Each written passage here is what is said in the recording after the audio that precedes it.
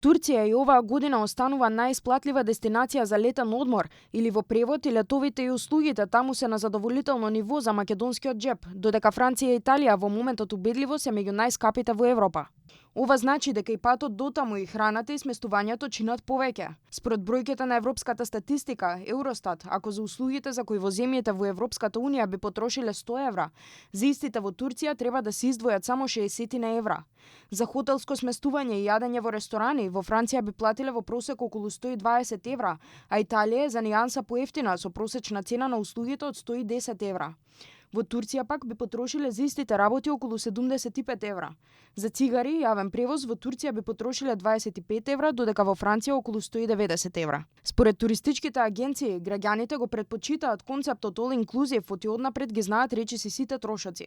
Во тој пакет аранжман е вклучен авионскиот билет, трансферот повратен од аеродром до хотел и хотелите нудат услуга се вклучено.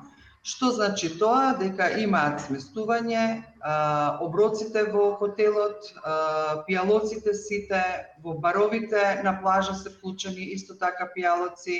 Од туристичките агенции велат дека за македонци се привлечни автобуските патувања до Грција, Црнагора, а како најпопуларна и најевтина веќе неколку години поред ја издвојуваат Албанија. Грција останува број еден летна дестинација која што нашите туристи ја одбираат. Претежно и фамилиарни патувања и за помладите и за друштва. Тука се секако и Албанија, која што е најевтината дестинација дефинитивно веќе неколку години поред. Оваа година доста се бара и Црна Гора како понуда. На крајот на листата се наоѓа Франција, која е најскапа меѓу туристичките дестинации што ги анализира Евростат, особено кога станува збор за хотелите и угостителските услуги.